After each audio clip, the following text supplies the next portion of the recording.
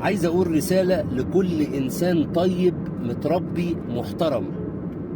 انت ماشي صح، انت في طريقك، خليك زي ما انت طيب ومحترم وعندك اخلاق، بس بحدود. يعني ايه بحدود؟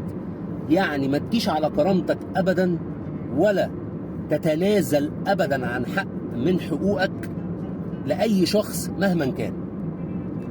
انت طيب ومحترم، خليك زي ما انت، بس اعمل حدود وفواصل بينك وما بين الشخص اللي قدامك، وخلي دايما مسافة امان بينك وما بين اي حد بتتعامل معاه، عشان رقم 1 سلامتك وصحتك النفسية، 2 عشان كرامتك وعزة نفسك.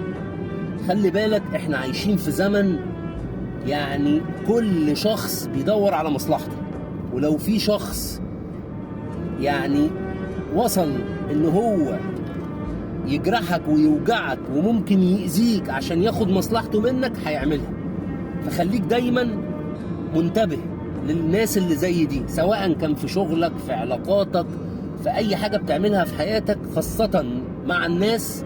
خد بالك قوي وخلي بالك من كل كلمة انت بتقولها، لان في ناس بتتصيد الاخطاء وبتتصيد الكلام، يقعد يستناك لغاية لما تغلط ويمسك الجمل اللي انت قلتها دي، وللأسف بيجود فيها ويحور فيها ويوصلها بطريقة غير مباشرة وبطريقة تأذيك في شغلك، في حياتك، في علاقاتك مع الناس. لأن في ناس حوالينا كتير قوي قوي عندهم خبث ومكر. فأنا بنصحك إنك لازم تاخد بالك وحذرك قوي من كل إنسان أنت بتتعامل معاه. وهقول لك القريب قبل الغريب، خد حذرك منه. خد حذرك من الغريب، لأن القريب هو أساسا عارف عنك كل حاجة وعارف تفاصيلك، فهو أكتر واحد هيوجعك. لكن الغريب هو عارف حاجات من بعيد عنك، فأنت كمان فاهم أنت هتعمل له حدود إزاي.